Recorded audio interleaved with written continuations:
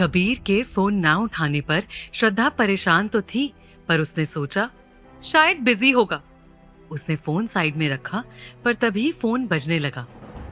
कबीर का कॉल सोचकर उसने जल्दी से खुश होकर फोन उठाया, पर स्क्रीन पर हॉस्पिटल का नंबर फ्लैश हो रहा था। इतनी सुबह सुबह हॉस्पिटल से कॉल? माँ ठीक तो होगी ना? उसने कॉल उठाया तो दूसरी तरफ से एक भारी आवाज आई, श्रद्धा जल्दी से हॉस्पिटल आ जाओ, तुम्हारी मॉम की कंडीशन सीरियस है। ये सुन उसके पैरों तले जमीन खिसक गई। गायत्री के अलावा श्रद्धा का इस दुनिया में कोई नहीं था। वो जल्दी से हॉस्पिटल पहुंची। डॉक्टर गायत्री के वार्ड के बाहर ही खड़े थे। उन्होंने श्रद्धा को वहीं रोक लिया और उसे बात करने के लिए अपने केबिन में ले गए। वहां पहुंचते ही श्रद्धा ने कहा, क्या बात है डॉक्टर, आपने मुझे इतनी जल्दी क्यों बुलाया? क्या हुआ माँ को? श्रद्धा, हमें जल्द से जल्द उनका ऑपरेशन करना होगा। पर डॉक्टर, आपने तो कहा था हम अगले महीने तक रुक सकते हैं। श्रद्धा बहुत परेशान हो गई थी। वो गायत्री से बहुत प्यार करती थी। फैमिली के नाम पर बस एक गायत्री ही तो थी उसके पास।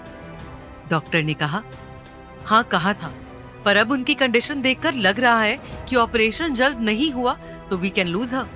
तुम्हें जल्द से जल्द 3 लाख रुपए अरेंज करने होंगे। We don't have much time. ये सुनते ही जैसे श्रद्धा को चक्कर से आने लगे। उसे घबराहट सी होने लगी। उसकी हालत देख डॉक्टर ने उसे पानी का ग्लास दिया और समझाया, संभालो अपने आप को श्रद्धा। श्रद्धा को याद आया कि कबीर सुबह कुछ पैसे छोड़कर गया था। किस्मत से वो पैसे वो अपने साथ ही लेकर आई थी। उसने डॉक्टर से कहा, डॉक्टर मैं फिलहाल के लिए कुछ पैसे जमा कर देती हूँ, आप ऑपरेशन की तैयारी कीजिए, मैं बाकी पैसे भी अरेंज कर लूंगी, बस माँ को कुछ नहीं होना चाहिए। डॉक्टर ने कहा, ओके। उनके ये कहते ही श्रद्धा बाहर आ गई। उसे बहुत डर लग रहा था। उसे कबीर की भी याद आ रही थी। चंडीगढ़ आने के बाद से आज तक जब भी उसे जरूरत पड़ी कबीर उसके साथ था। उसने पैसे डिपॉजिट कर कबीर को फोन मिलाया, पर इस वक्त तो कबीर का फोन स्विच ऑफ आ रहा था। कबीर का फोन कभी बंद नहीं आता, आज क्या बात हो गई?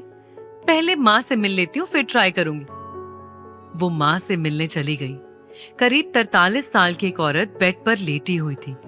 कैंसर ने उन्हें कमजोर बना दिया था, पर वो आज इस उम्र में भी बहुत खूबसूरत लग रही थी। श्रद्धा बिल्कुल अपनी माँ पर गई थी। माँ कैसी हो? श्रद्धा को परेशान देख गायत्री ने कहा, मैं ठीक हूँ और तू टेंशन ना ले, मैं तेनू छड़ के कहीं नहीं जाना, देखना सब ठीक हो जाएगा। उनकी इस बात पर श्रद्धा ने सर हिलाया और उनके गले लग गई। कुछ देर वहीं बैठी वो हॉस्पिटल से बाहर आ गई। समझ नहीं आ रहा क्या करूं, कबीर का फोन भी बंद है, इतने पैसे कहां से लाऊं? उसने अपने फ्रेंड्स, जानने वालों सबसे बात की, पर अमाउंट इतना बड़ा था कि कोई चाहकर भी उसकी मदद नहीं कर सकता था। उसने हर जगह हाथ पैर मार लिए थे, पर कहीं से भी पैसे अरेंज नहीं हो पाए। 4 दिन के बाद भी कबीर का कोई अता पता नहीं था। श्रद्धा ने उसके दोस्तों से भी पता किया, पर किसी को नहीं पता था कि कबीर कहाँ है। उसने हर वो जगह जाकर देख ली जहां कबीर हो सकता था, पर हाथ लगा तो सिर्फ मायूसी।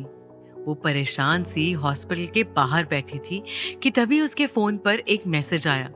जब उसने उसे खोलकर देखा तो वो कबीर का मैसेज था, इट्स ओवर बिटवीन अस। आज के बाद मुझसे मिलने या मुझे कॉल करने की कोई जरूरत नहीं है। ये मैसेज पढ़ तो श्रद्धा की जैसे दुनिया ही हिल गई थी। वो वहीं बेसुध सी नीचे बैठ गई। उसकी आंखों से आंसू बह रहे थे। उसे समझ नहीं आ रहा था कि क्या करे। अंदर माँ की हालत सीरियस थी। पैसों का अरेंजमेंट नहीं हो पा रहा था। अब कबीर। कुछ देर यूं ही सुन रहने के बाद उसने कबीर का नंबर डायल किया। The number you are trying is currently busy. उसने कई बार नंबर डायल किया, पर बार बार यही बता रहा था। कबीर उसका नंबर और उसे दोनों को अपनी जिंदगी से ब्लॉक कर चुका था। श्रद्धा को समझ ही नहीं आ रहा था कि ये हो क्या रहा है। कबीर ने अचानक से उससे सारे रिश्ते क्यों खत्म कर दिए, पर उसके पास खुद को संभालने तक का वक्त नहीं था। गायत्री ने उसे कॉल कर अपने पास आने को कहा। श्रद्धा, तुझसे कोई जरूरी गल करनी सी पुत्र, जल्दी से आ जा।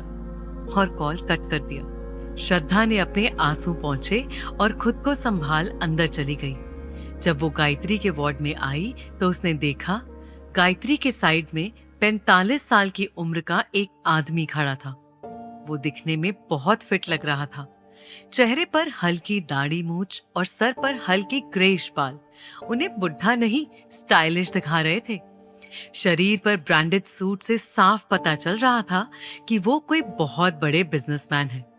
इस उम्र में भी उनके चेहरे पर झुर्रियां नहीं थी, पर वो उसकी माँ के साथ क्या कर रहे हैं, ये सवाल श्रद्धा को परेशान कर रहा था। उसने तुरंत अंदर आते हुए पूछा, माँ ये कौन है और यहाँ क्या कर रहे हैं? बेड पर तकिए के सहारे बैठी गायत्री ने उसका हाथ पकड़ा और उस आदमी की तरफ देखते हुए धीमे से बोली, श्रद्धा ये तेरे पापा जी हैं। ये सुनते ही श्रद्धा कुछ कदम पीछे हो गई। उसने गायत्री से बचपन में कई बार अपने पापा जी के बारे में पूछा था, पर गायत्री हर बार उसे डांट कर चुप कर देती। उसके बाद उसने पूछना ही छोड़ दिया था, पर आज अचानक वो उसके सामने आ गए और गायत्री खुद उन्हें उससे मिलवा रही थी। उसकी ये खामोशी देख गायत्री ने आगे कहा, बेटा ये अशोक हैं, तेरे पापा जी। पापा जी? श्रद्धा के मुंह से ये सुन गायत्री के चेहरे पर मुस्कुराहट आ गई, लेकिन अगले ही पल उनके एक्सप्रेशंस बदल गए जब श्रद्धा ने गुस्से में पूछा, माँ ऐसा कैसे हो सकता? मेरे पापा जी अचानक से कैसे आ सकते हैं? माँ तुम ये क्या बोल रही हो? तुम्हारा दिमाग तो खराब नहीं हो गया? ये सब क्या चल रहा है? मुझे कुछ समझ नहीं आ रहा है। तभी अशोक ने अपनी सख्त आवाज में कहा, मैं तुम्हारी हालत समझ सकता हूँ, टेक योर टाइम, वक्त के साथ तुम सब समझ जाओगे। अभी के लिए बस इतना समझ लो कि मैं तुम्हारा बाप हूँ और अब से तुम अकेली नहीं हो। श्रद्धा को इस आदमी से कोई मतलब नहीं था। उसने गायत्री से पूछा, माँ ये सब क्या हो रहा है? ये क्या कह रहे हैं? इससे पहले कि गायत्री कोई जवाब देती, अशोक एक बार फिर बोले, तुम्हारी माँ जो कहना चाहती है वो मैं तुम्हें बता देता हूँ। मैं तुम्हारी माँ को उनके इलाज के लिए अमेरिका भेज रहा हूँ। आगे का सारा ट्रीटमेंट गायत्री का वहीं पर होगा। बस तुम्हें मेरे साथ मेरे घर चलना होगा। घर चलना होगा? माँ अमेरिका जा रही है? ये आप क्या बोल रहे हैं? मेरी कुछ समझ नहीं आ रहा। श्रद्धा धीरे धीरे इरिटेट होने लगी थी। तभी गायत्री थोड़ा इमोशनल होते हुए बोली, ये बिल्कुल ठीक कह रहे हैं पुत्र। मैंने ही तेरे पापा को यहाँ पर बुलाया था ताकि अब से वो तेरी जिम्मेदारी उठा सके। पर देख, यहाँ आकर तो इन्होंने तेरी सारी चिंताएं दूर कर दी। ये मुझे इलाज के लिए अमेरिका भेज रहे हैं। अब तू भी मान जा ताकि मैं बेफिक्र होकर अमेरिका जाकर अपना इलाज करवा सकूं। पुत्र, अगर तू इनके साथ नहीं गई ना तो मैं कभी अमेरिका नहीं जा पाऊंगी। अब मेरी जिंदगी का फैसला तेरे हाथ में है। इतने दिन से पैसों के लिए परेशान हो रही श्रद्धा को समझ नहीं आ रहा था कि उसे अरेंजमेंट होने पर खुश होना चाहिए या ये उस बाप ने किया जो उन्हें बरसों पहले छोड़कर चले गए थे, ये जानकर दुखी होना चाहिए। बात सिर्फ इतनी ही नहीं थी। इन पैसों के बदले उसे उनके साथ उनके घर जाकर रहना था। अपनी जिंदगी के इतने बड़े फैसले के लिए वो अचानक से हाँ नहीं बोल पा रही थी। और वैसे भी उसकी जिंदगी में अचानक ही बहुत कुछ हो गया था। उसे सब समझने का टाइम चाहिए था। वो दौड़ती हुई बाहर की तरफ आ गई।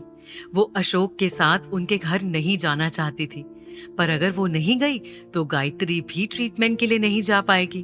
फिर श्रद्धा के दिमाग में डॉक्टर की बात घूमने लगी, अगर ऑपरेशन नहीं हुआ तो वी कैन लूज हर। नहीं, मैं माँ को नहीं खो सकती। वो ये भी जानती थी कि वो पैसों का अरेंजमेंट नहीं कर पाएगी। अगर उसे सामने से मदद मिल रही है तो फिर मदद लेने में हर्ज क्या है। काफी देर खुद को समझाने के बाद वो वापस वार्ड के अंदर आई और अपना फैसला सुनाया। ठीक है, मैं आपके साथ चलने के लिए तैयार हूँ। अगर मेरे किसी के घर जाकर रहने से मेरी माँ का ट्रीटमेंट हो रहा है तो मुझे कोई प्रॉब्लम नहीं है। थोड़ा टाइम लगेगा पर मैं खुद को समझा लूंगी। श्रद्धा की ये बात सुन गायत्री की आंखों में खुशी के आंसू आ गए। मुझे पता था तू हमारी बात जरूर मान जाएगी। श्रद्धा बस अपनी माँ के लिए खुश थी, बाकी उसे अभी भी अंदर से डर लग रहा था, गुस्सा आ रहा था। उसके मन में कई सारे सवाल थे। अशोक ने हॉस्पिटल का बिल क्लियर कर दिया था। उन्होंने उनके यूएस जाने की तैयारी भी कर दी थी। अगले दिन गायत्री को विदा कर श्रद्धा अपना एक सूटकेस लिए अशोक के साथ उनके घर जाने के लिए निकल गई। कुछ ही देर में अशोक की गाड़ी एक बड़े से बंगले के बाहर आकर रुकी। घर की एंट्रेंस पर बड़े बड़े अक्षरों में ओबरॉय मैंशन लिखा था। गार्ड्स ने तुरंत आकर वो बड़ा सा दरवाजा खोला। जैसे जैसे कार अंदर की ओर बढ़ रही थी, वैसे वैसे श्रद्धा के मन की बेचैनी भी बढ़ती जा रही थी। कुछ देर बाद एक लंबा रनवे पार कर गाड़ी उस बड़े से गार्डन जैसे एरिया के बीचों बीच बने बंगले के बाहर आकर रुकी। श्रद्धा ने ऐसा घर सिर्फ मूवीज में देखा था। उसने कभी नहीं सोचा था कि हकीकत में भी इतने बड़े घर होते होंगे। ओबरॉय मैंशन था ही ऐसा कि कोई भी उसे देखकर देखता ही रह जाए। हॉल में एंटर होते ही श्रद्धा ने देखा सामने एक बड़े से सोफे पर एक औरत किसी महारानी की तरह बैठी हुई थी। वो उसे बहुत अजीब नजरों से देख रही थी। अशोक ने श्रद्धा से उसे मिलवाते हुए कहा, ये मेरी वाइफ है, मिसेस रेणुका ओबरॉय। ये सुन श्रद्धा ने उन्हें नजर उठाकर देखा। कैसे इंसान है ये? अपनी बेटी को सालों बाद घर लाकर अपनी दूसरी बीवी से मिलवा रहे हैं। सालों बाद पहली बार गायत्री से मिलने के बाद ही अशोक ने अपने घर में सबको बता दिया था कि श्रद्धा इस घर में आने वाली है। पहले तो उनके पिता और रेणुका ने इससे मना कर दिया, पर फिर अशोक की जिद के आगे उन्हें मानना ही पड़ा। अशोक बहुत जिद्दी थे। एक बार उन्होंने जो कुछ कह दिया वो होकर ही रहता था। श्रद्धा और अशोक पर नजर पड़ते ही रेणुका उठकर उनके पास आई और मुस्कुराते हुए उसे गले लगा लिया। श्रद्धा उनका ये रिएक्शन देख एकदम हैरान थी। उसे तो लगा था वो उसे बिल्कुल पसंद नहीं करेगी, पर ऐसा तो कुछ नहीं हुआ। लेकिन अगले ही पल उसकी ये गलतफहमी भी दूर हो गई जब रेणुका ने धीरे से उसके कान में कहा, ज्यादा खुश होने की जरूरत नहीं है। तुम्हें उल्टे पैर घर से वापस नहीं भेज दिया ना, तो मेरा नाम भी रेणुका ओबरॉय नहीं। तुम्हारी ये खुशियां चंद दिनों की है। श्रद्धा उनसे डरी नहीं थी, पर उसने कुछ कहा भी नहीं। उसे पता था जब तक अशोक उसके साथ है तब तक इस घर में कोई उसका बाल भी बांका नहीं कर सकता। कुछ ही घंटे उनके साथ बिता वो इतना तो समझ ही गई थी। तभी अशोक ने एक मेड को बुलाकर कहा, इन्हें इनका रूम दिखा दो। श्रद्धा, तुम जाकर आराम करो। शाम को हमारी बेटी यामिनी के साथ एक गेस्ट आने वाले हैं, साथ में डिनर करेंगे। वो चुपचाप उस नौकरानी के साथ ऊपर चली गई। रात को डिनर के वक्त जब श्रद्धा नीचे आई तो देखा बड़े से हॉल के बीच में एक बहुत ही बड़ा डाइनिंग टेबल रखा था। इधर उधर देखते हुए उसकी नजर एक चेयर पर जाकर ठहर गई। वहां कोई उसकी तरफ पीठ किए बैठा था। ना जाने क्यों उसे वो जाना पहचाना सा लगा। वो उसे देखने के लिए आगे बढ़ी। उसने जाकर उसके कंधे को छुआ तो उस शख्स ने मुड़कर उसकी तरफ देखा। श्रद्धा ने हैरान होकर धीरे से उसका नाम लिया, कबीर। उसे समझ नहीं आ रहा था कि कबीर यहाँ पर क्या कर रहा है। उसे लेकर उसके मन में बहुत सारे सवाल थे। उसे उनका जवाब चाहिए था, पर इससे पहले कि वो कुछ पूछती, एक लड़की की आवाज आई, श्रद्धा। श्रद्धा ने मुड़कर आवाज की तरफ देखा तो वो लड़की उसके पास आकर बोली, डैड ने मुझे बताया। I am so happy to meet you. फिर जबरदस्ती उसके गले लग गई। ओह सॉरी, मैं तुम्हें इनसे मिलवाना तो भूल ही गई। मीट माई लव कबीर, हम जल्दी शादी करने वाले हैं। ये बोल वो उससे चिपकने लगी। शादी? श्रद्धा के कदम लड़खड़ा गए थे। जिंदगी उसे एक के बाद एक झटके दे रही थी। उसे यकीन नहीं हो रहा था कि कबीर उसकी सौतेली बहन से शादी करने वाला है। अब उसे सारा माजरा समझ में आ गया था कि क्यों उस दिन कबीर ने मैसेज करके ये लिखा था कि उनका रिश्ता खत्म हो चुका है, तो उससे यामिनी के लिए उसने रिश्ता तोड़ा था।